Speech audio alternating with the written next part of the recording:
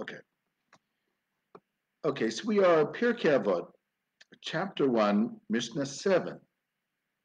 But Mishnah 7, in a sense, and we'll notice that it's a continuation of Mishnah 6, because the pairs, as the Maharal of Prague mentioned, really actually do go together, not just as pairs historically, but particular in this case, you can see what Joshua ben Prachia said and what Nitai our Bailey said are the positive and the negative of the same thing.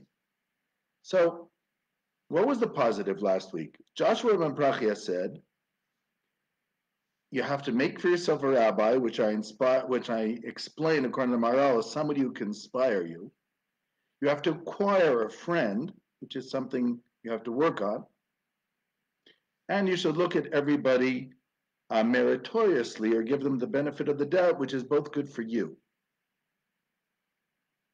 So you have dealing with two types of people, those who inspire you and those who are your friends, and concerning the others, to look at them, giving them the benefit of the doubt, which will help you in the end too, not to be angry with life. Nitai Bailey is saying the negative. If that was in the positive, what to do, this is what to avoid. The first one is harchek mishachen ra. Avoid a bad neighbor. Number 2, al titchaber l'rasha. Do not connect yourself with wicked people, even if they're not your neighbor. And the third part, which is a little more complex, do not give up on the possibility that bad things could happen to you. This third part I'm going to explain in a moment because there are two ways of explaining it. But as you can already see, Joshua ben Prachia says what to do, and Nitai barely says what to avoid, which is very much like the Maharal's interpretation. One of them is talking about giving or love, and the other one talks about fear, which is avoiding. Things you fear, you avoid.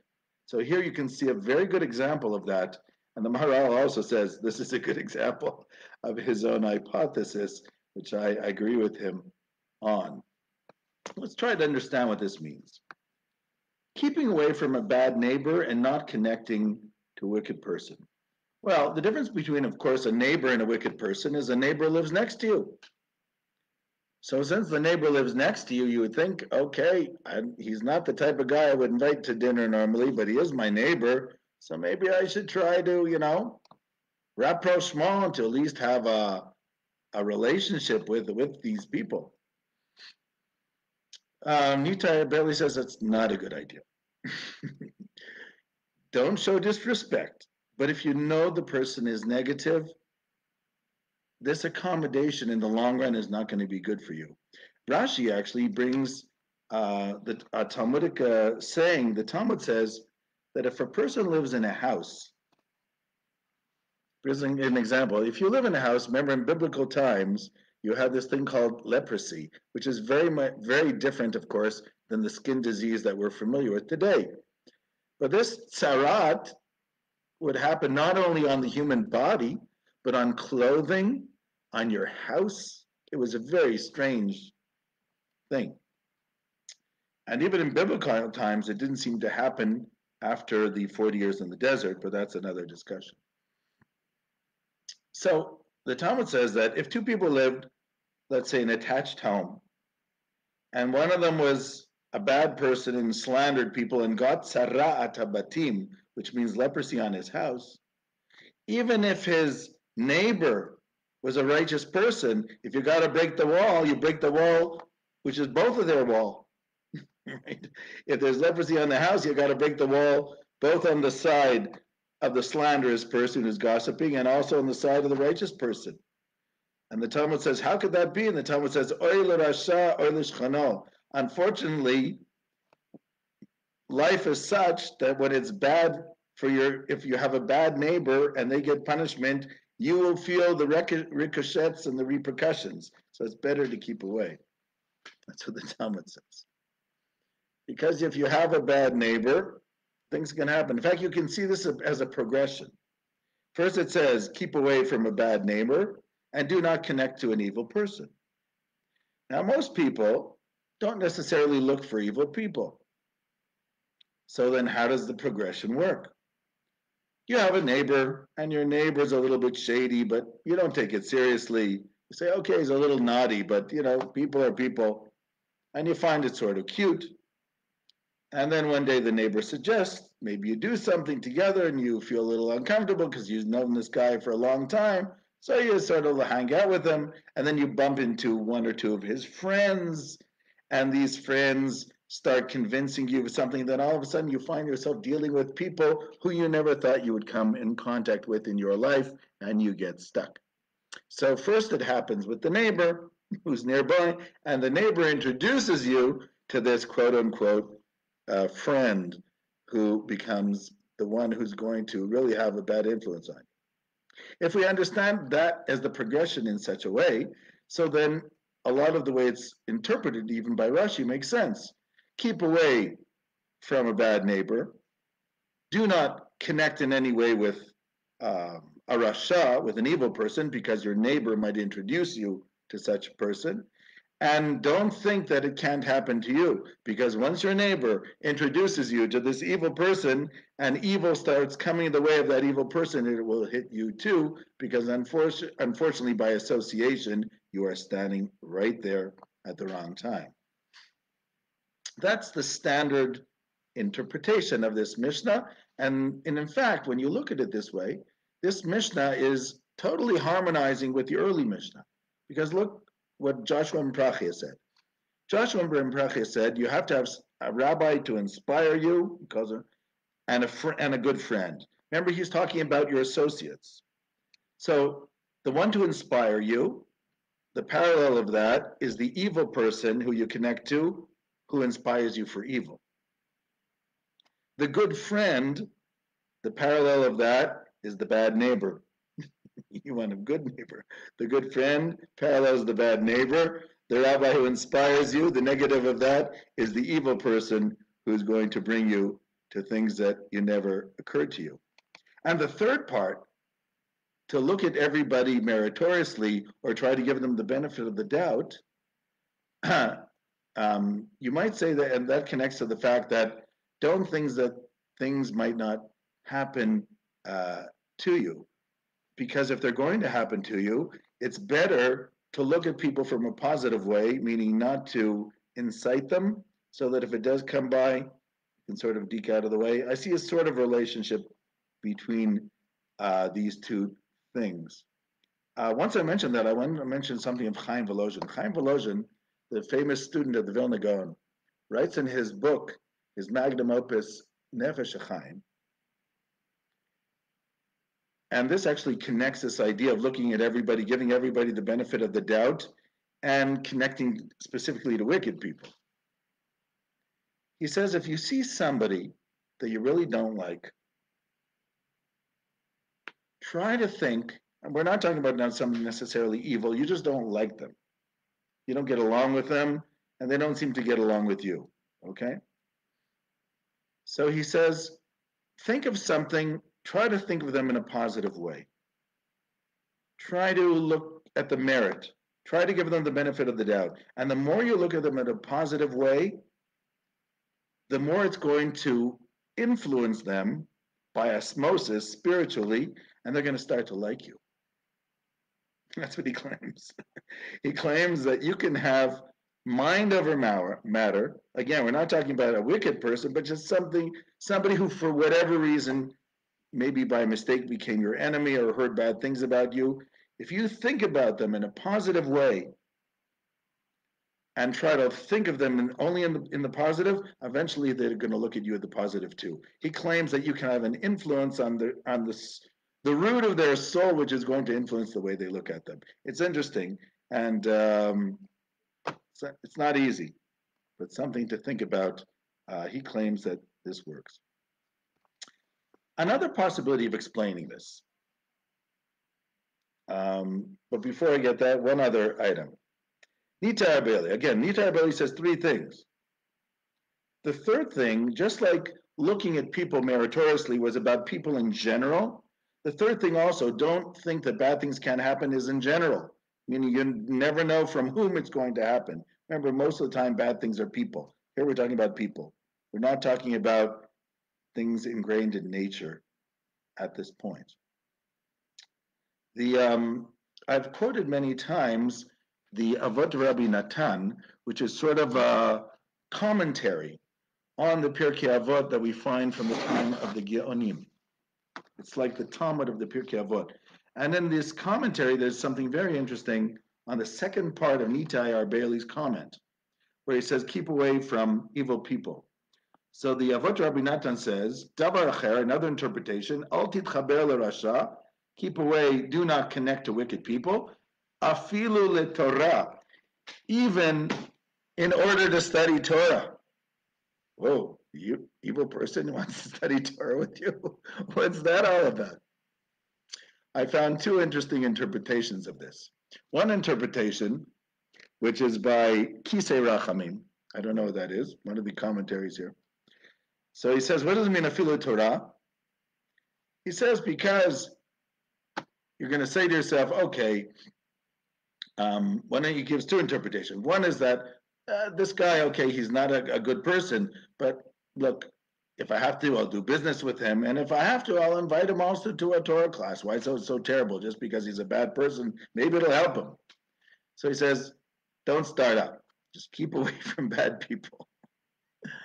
The second interpretation, he says, what does it mean, afilu Torah? What does it mean even for Torah? It means that if you see a rabbi who's teaching Torah, but you think he's a bad person, don't study Torah from him. Don't say, okay, he might be a bad person, but look, he's intelligent, he's learned a lot. Don't.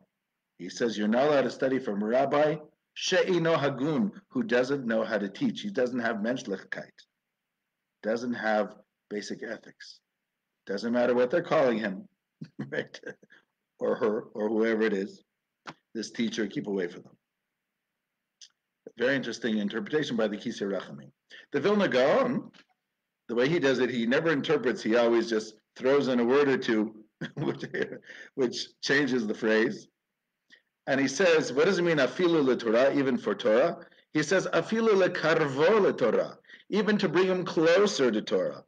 You know, some people will say, normally I don't connect to bad people, but I just want to bring them, I want to make them Baal Tshuva, I want to bring them back to Torah.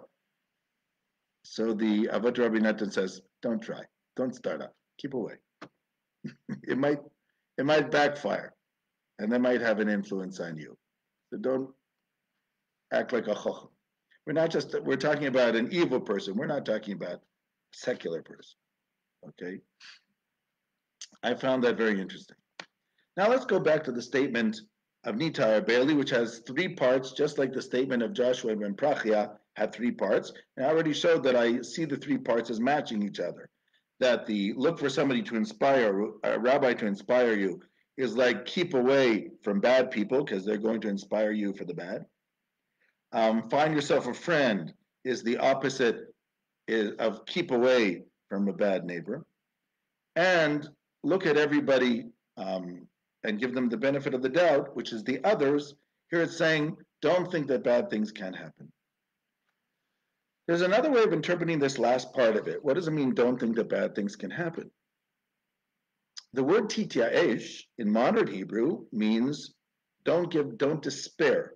Now, at first I thought maybe it's just modern Hebrew. That's why everybody's using the word lihityaesh here as giving up hope of ownership, like in the Talmud, ye'eush shalomidat, that normally giving up hope is giving up hope of ownership.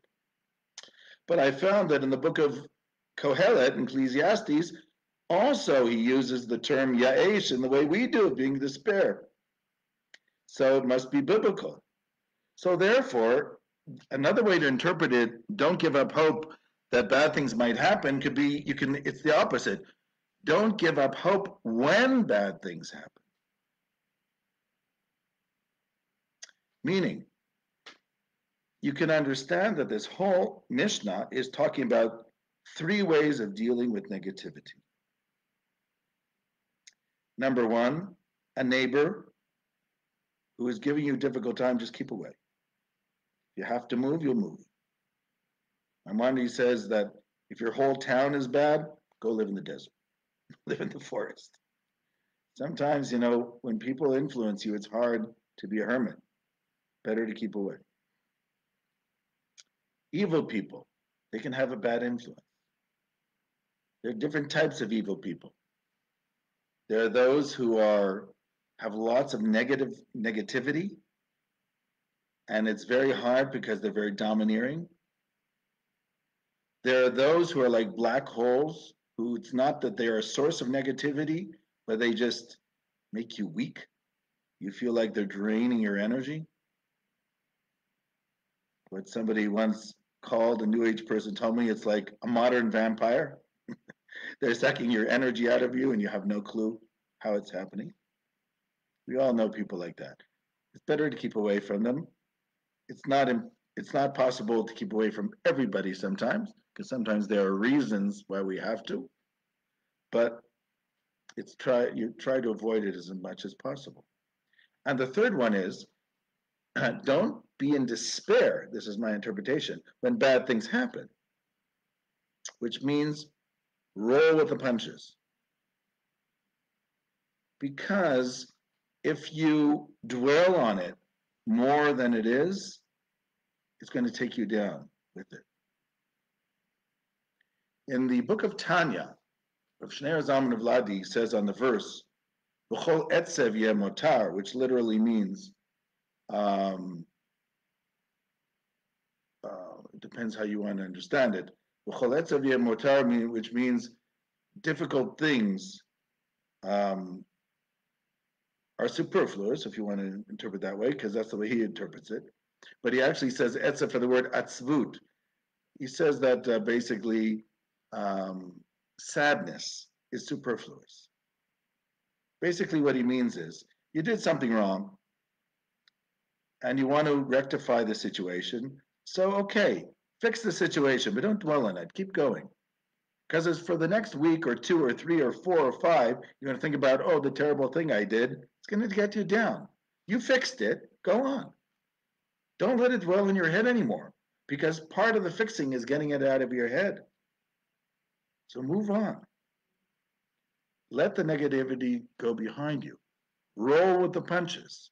Don't let the bad things in life pull you down with them. They're going to hit you, and then move on. So this moving on is a very important thing, because we have a tendency to dwell so much on the negativity, we let it get us down, and then it's twice so. Sometimes there's somebody in our lives, and it happens, they do bad things to us, and there's nothing we can do. Or maybe there is, but it's going to take years fighting them in a court, and then you have to figure out what is worth the battle.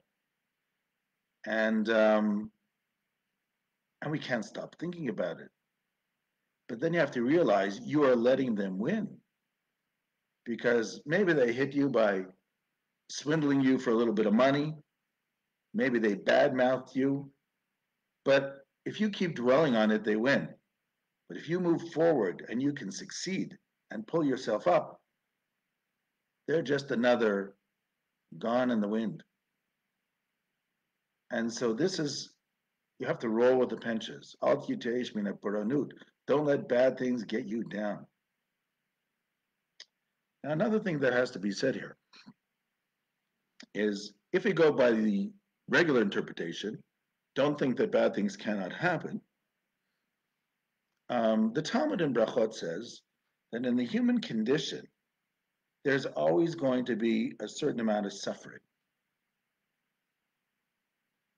Adam la'amal yulad, it says in the book of Job. Man was created to toil and to labor. And the Talmud says that there is no day that doesn't go by that there's not a little bit of suffering, because human beings are not perfect. And the way the world works metaphysically, the Talmud says in Brachot, is that this suffering is an atonement for the mistakes we make. And sometimes it happens in advance or at the same time so that it doesn't accumulate. Because when you make a lot of mistakes and accumulates, you sort of deserve punishment. And so the way the world works is that it happens little at a time, so you don't notice it. So it's held off. In fact, the Talmud says that if 7 days went by and nothing bad happened to you, start to worry. And the Talmud says, what do you mean nothing bad? What's the minimal amount that's supposed to happen to you? The minimal amount of suffering that I should know that today I suffered my minimum. Talmud says, what's the minimum? The minimum is you put your hand into your pocket looking for that shekel and a 10 agorot piece keeps coming up. That's the minimal amount of suffering. If that happened, it's a good sign because, as we say in Yiddish, Ashena Reina Kapora, or the Sfaradim say kapara. It's like an atonement to get rid of those little things in life. But the Talmud says that for 7 days, everything went well. Whoa, watch out because you never know what's going to happen next week. Okay, so when little things in life hurt you, we have an expression that we say kapara, an atonement, based on this Talmudic concept that these little things are life's way of saving us from the big things. Because in the end, we're not so bad. But there seems to be a certain, as we say in Hebrew, ma'azan ema, a certain balance that has to happen in life because of the very fact that human beings have shortcomings. And we need a little protection from above. So to summarize, Nitai our Bailey is sort of like saying the flip side of the coin of what Yeshua ben Prachia has been said. Yeshua Prachia said you need a rabbi to inspire you, a friend to share your experiences with, and as far as the other people, look at them give them the benefit of the doubt. It'll help you too. And Nitai says, keep away from that bad neighbor as much as you can, and do not let that neighbor or anybody else make you connect to evil people. It's never worth it, no matter what benefit you're going to think is going to come out of it. Even if the benefit was a Torah benefit, it's not even worth it. And one or the other, either don't think that bad things can't happen because it's a given in life, whether small or large. And on the other hand, if bad things do happen, learn to roll with the punches and learn to let the negativity go and rebuild yourself. The Hasidim say, why is there night after day? To tell you, and after that, of course, day again. It's to tell you that if something went wrong today, there's always tomorrow.